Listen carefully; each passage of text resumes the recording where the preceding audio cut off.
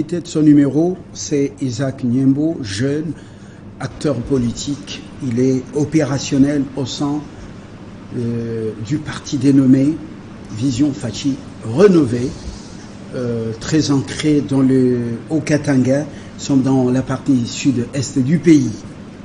Ce parti est partie intégrante de l'Union sacrée. On va évoquer justement l'épineux problème, l'épineuse question de l'éducation civique des militants dans cette partie du pays, à travers le pays même, mais le sud-est, c'est une partie très mouvementée. Le jeune se laisse bien entraîner, emballer par les discours des politiques, au point que la violence se fait inviter justement dans la pratique de cet art noble qui est la politique, alors que les leaders de ces différentes formations politiques s'entendent, mangent ensemble et même font les affaires ensemble. Et par moments, ils ne sont pas des ennemis. Mais les jeunes, eux, emballés, endoctrinés, je n'ose pas le dire, oui, l'année électorale, l'année 2023, si réellement l'option militaire parvient à mettre fin définitivement à cette barbarie, à cette agression, dont le pays fait l'objet de la part du Rwanda et ses parrains occidentaux, eh ben, il faudra ouvrir l'œil et le bon, sinon la violence va s'inviter, parce qu'il y en a effectivement qui n'ont comme boulot, il faut que ça tombe et qu'on ramasse tous les morceaux. Niembo, Isaac, bienvenue. Merci beaucoup à M. Fabien de m'avoir reçu sur votre plateau. Vous êtes de passage à Kinshasa. La toute première préoccupation, vous voyez à quoi ça rime, la politique dans le Grand Katanga, mais surtout dans la ville de Lubumbashi, les chefs-lieux de la province du Haut-Katanga. Ça craint, est-ce que ça vous donne des insomnies, la manière dont certains jeunes endoctrinés agissent, certains jeunes des partis politiques? Vous savez, merci pour cette très très belle question. Vous savez, ce qui fait mal, ce n'est pas seulement dans l'espace Grand Katanga, parce que c'est mon espace, mais peut-être dans tous les pays. Mais s'il fallait prendre une particularité en termes du Haut-Katanga, c'est que moi, personnellement, je constatais, comme tout autre jeune ambitieux, c'est que nos politiciens ou nos politiques, et en d'autres termes, le parti politique, quand on crée un parti politique, on n'a pas l'ambition de former les jeunes par rapport à l'idéologie. On n'a pas ce temps-là d'éduquer nos jeunes. Mais nous avons seulement besoin que les jeunes viennent. Et quand ils viennent comme ça, l'objectif principal de chaque acteur politique, c'est d'avoir une masse derrière lui. Et en cas de problème, c'est cette masse-là de jeunes qui vont défendre. Ce sont ces jeunes-là qui vont aller défendre le monsieur en question, et lui, il sera derrière. C'est ce que nous vivons chaque fois dans le Haut-Katanga. Lorsqu'il y a, par exemple, un trouble quelque part, nous voyons toujours, ce sont les jeunes qui sont manipulés, ce sont les jeunes qui sont mis au premier plan, et cela, qu'on casse tout et que nous puissions les tous discours perdre. incendiaires sont amenés là-bas, la violence, alors que ici à Lusambo, chef-lieu de la province du Sankourou, alors qu'à Lissala, le chef-lieu de la province de la Mongala, alors que les provinces qui peinent à décoller, où il n'y a pas assez de liquidité, vous ne trouverez pas cette instrumentalisation de la jeunesse. Et pourquoi seulement dans ces centres de consommation où il y a un peu la liquidité, on vient endoctriner le jeune pour pouvoir les monter contre tel ou tel et votre parti est-il conscient de ce danger? Oui, notre parti, la Vision Fachi Rénovée, est très conscient de ce danger, et c'est pourquoi vous allez vous rendre compte que nous, en créant notre propre parti, la Vision Fachi Rénovée, nous sommes venus avec une autre politique. Qui n'est pas seul, voulais-je dire, de pousser toujours les jeunes à aller attaquer, de pousser les jeunes à semer le chaos dans la ville, à semer le chaos, je sais pas, partout ailleurs. Alors nous, quand nous faisons adhérer les différents jeunes, nous avons une seule mission, nous leur donnons l'idéologie du parti, et en leur donnant l'idéologie de notre parti, nous demandons à ces jeunes de ne pas peut-être se ranger dans une barbarie. Nous demandons à nos jeunes d'avoir un civisme, un sens très élevé du civisme pour permettre à ce que ce pays-ci puisse avancer. Mais c'est pas bien. Vous savez, si jusqu'à présent le Haut-Katanga traîne encore à décoller, peut-être c'est vous qui voyez ici que le Haut-Katanga a déjà décollé, mais sur le plan politique, le Haut-Katanga est en train encore de peiner parce que nos politiciens, la plupart des partis politiques sont remplis de jeunes. Et quand les jeunes viennent comme ça, ils sont là pour être manipulés. Récemment, là, il n'y a même pas 3 ou 4 jours, à Lubumbashi, moi j'étais déjà ici, il y avait une marche d'un parti politique. Et regardez les gens qui étaient là. C'est toujours les jeunes qui étaient au premier plan. Et quand la police voulait réprimander cette marche-là, et vous avez vu ce qui est arrivé par la suite. Donc, manifester pour une formation politique, c'est un droit. Lorsqu'on est contre tel ou tel, par exemple, opposition ou la gestion du pouvoir en place. C'est leur droit, c'est leur droit. Ce qui est mauvais, c'est la violence. C'est ce que j'allais respirer la violence. J'allais aboutir par là. Ce qui est mauvais, c'est les discours aussi incendiaires de certains acteurs politiques qui se battent alors qu'ils ont même plus que le minimum vital, et ceux qui sont instrumentalisés manquent de tout. Moyennant 4 000 francs, 5 000 francs toute la journée, ils sont instrumentalisés à mettre à feu et à sang tout un pays qui a encore un souci sur le plan sécuritaire et sur le plan de la cohésion. C'est pas responsable. Même les discours pour minimiser les autres, on devait plusieurs fois le remettre en question avant de le faire passer. Alors, finalement, on sent que quel est le parti qui va influencer pour que les choses reviennent au calme, c'est-à-dire influencer dans le bon sens, parce que la violence n'engendre que la violence. Je pense qu'en tant que Congolais, nous avons ce grand devoir de protéger cette patrie que Dieu nous a donnée. Alors c'est ainsi que nous, au sein de la vision Fachi Rénovée, nous sommes venus avec une idéologie où nous prêchons peut-être la démocratie. Tout le monde est libre, nous sommes dans la démocratie, mais cette démocratie doit s'exercer dans le respect de autrui. C'est-à-dire, on ne peut pas manifester, comme vous le dites là, manifester c'est tout à fait normal, tout le monde peut manifester, mais lorsqu'on manifeste, ce n'est pas pour casser peut-être quelque chose, et quand on casse la chose, c'est un éternel recommencement. On ne fait pas avancer, on ne fait que reculer parce que les jeunes sont toujours manipulés. C'est ainsi que nous, ensemble avec notre président qui est Kali Mbouyi-Wayakou, avec notre vision Fachi Rénovée, nous sommes venus et nous prêchons le civisme, nous prêchons le patriotisme à nos jeunes. Pourvu que, avec le temps, que les jeunes comprennent au moins qu'un parti politique n'est pas créé pour commencer à s'aimer du désordre. Un parti politique est créé pour conquérir le pouvoir et le conserver le plus longtemps possible. Voilà, mais par des voies démocratiques. Hein. Par les voies, je l'ai dit, nous sommes... Au-delà de, donc sans la violence. Est-ce que votre président a eu une assise dans le Haut-Katanga? Vous avez parlé de Kali Mbouyi-Wayakou. Alors, il a une assise populaire dans le Grand Katanga ou dans le Haut-Katanga. Est-ce qu'il est écouté? Bon, je ne peux pas être sur ce plateau et peut-être vous dire ce qui n'est pas vrai. Nous avons fait un long trajet pour venir ici à Kinshasa. C'est pour vous dire que si au niveau de l'espace Grand Katanga, il y a 2 ou 3 leaders, s'il y a encore un seul leader qui draine une masse derrière lui, sans mâcher le mot sur votre plateau, c'est Kali Mbouyi-Wayakou. Et voilà pourquoi oui. Connais-toi, connais ton problème. Connais ton problème. Ouais. Alors, je voulais peut-être, au lieu que qu'on commence peut-être à parler de la masse. Ça vaut la peine qu'on connaisse ce qui pilote la vision. C'est très important. C'est très important parce que cette jeunesse est manipulée par d'autres leaders politiques. Il faut un contrepoids pour justement donner un discours contraire à celui de la violence, à celui de l'embrasement.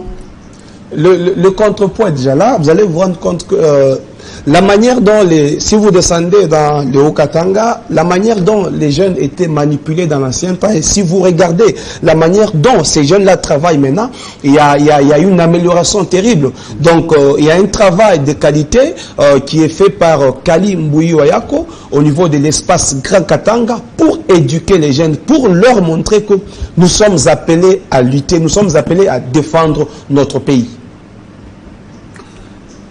Est-ce que les formations politiques qui sont opérationnelles dans le Grand Katanga et surtout dans le Haut-Katanga,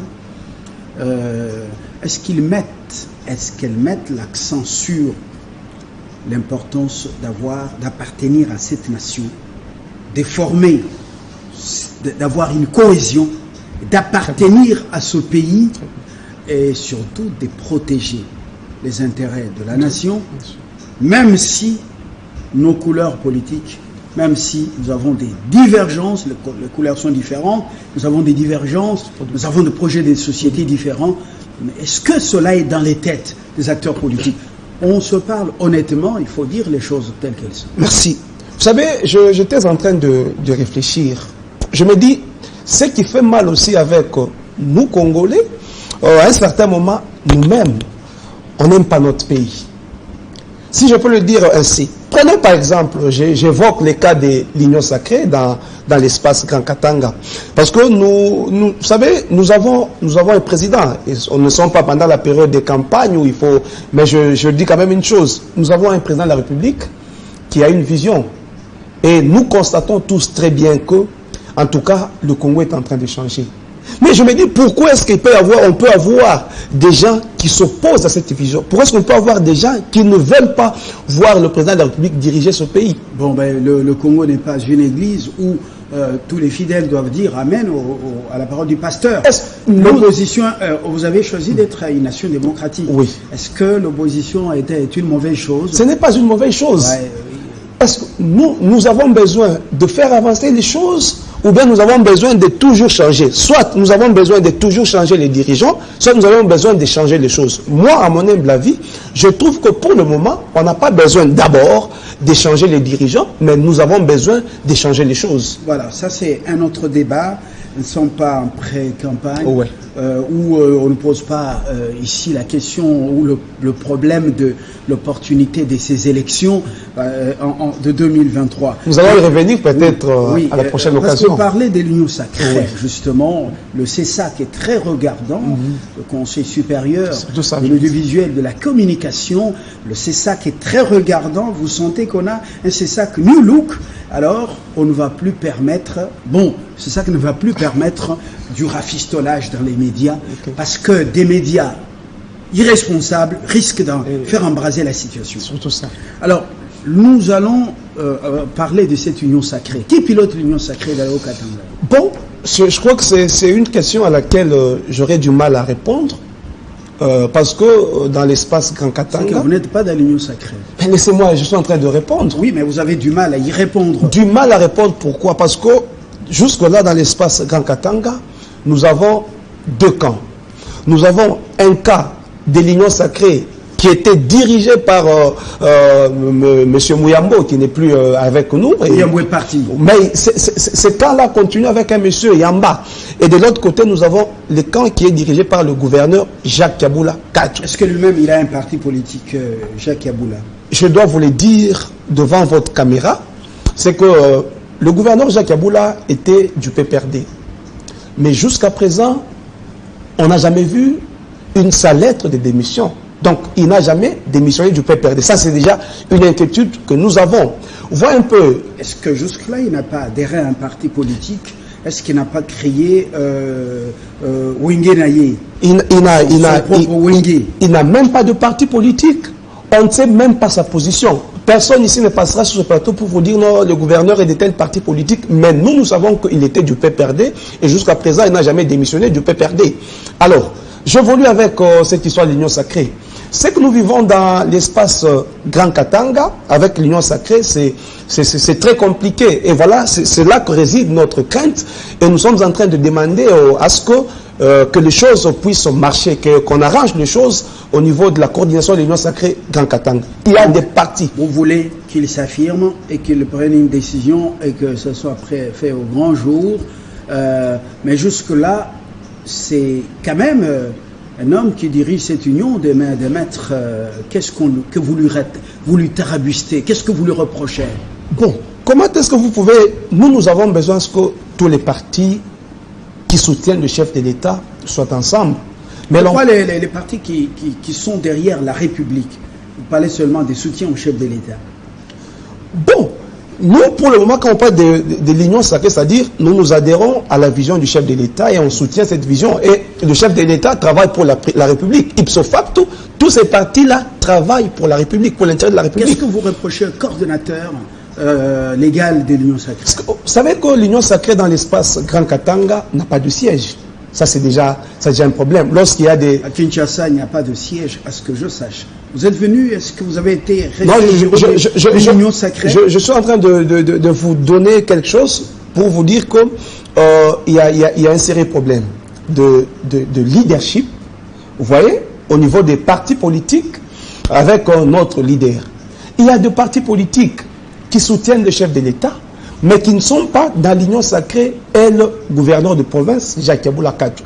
Alors c'est ainsi que le gouverneur n'est pas, on ne dit pas qu'il n'est pas avec nous, lui-même il est dit, il est avec le chef de l'État. Alors le vœu de notre cœur, c'est de les voir fédérer tous les partis politiques. Le vœu de notre cœur, c'est de les voir reconstruire cette union sacrée au niveau du Haut-Katanga. Il va imposer, par exemple, à certains de chanter Oyayame, Oyayame. Vous vous souvenez, non? Oui.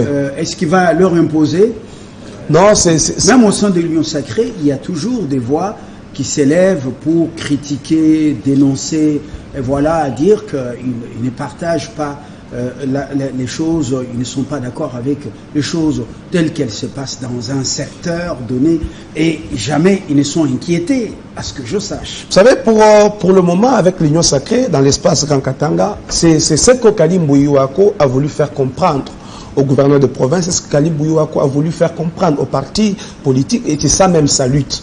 Nous n'avons qu'une seule lutte, pour nous qui sommes l'union sacrée, notre seule lutte, c'est d'accompagner la vision du chef de l'État, Félix Antoine Tshisekedi Tshilombo. Alors, si le parti politique peuvent évoluer en ordre dispersé, c'est déjà un danger pour notre province. Avec c'est une grande province, et puis c'est une province qui a trop de turbulences. Il y a certains leaders des partis politiques qui sont à l'opposition. Alors, nous devons mettre ensemble, avec tous les partis politiques, nous devons mettre ensemble toutes les stratégies qui peuvent faire à ce que la vision du chef de l'État, Félix Tshisekedi Tshilombo, soit ancrée dans le chef de la population. Et voilà, parce que vous parlez également de l'union sacrée, d'une union qui doit être soudée, renforcée.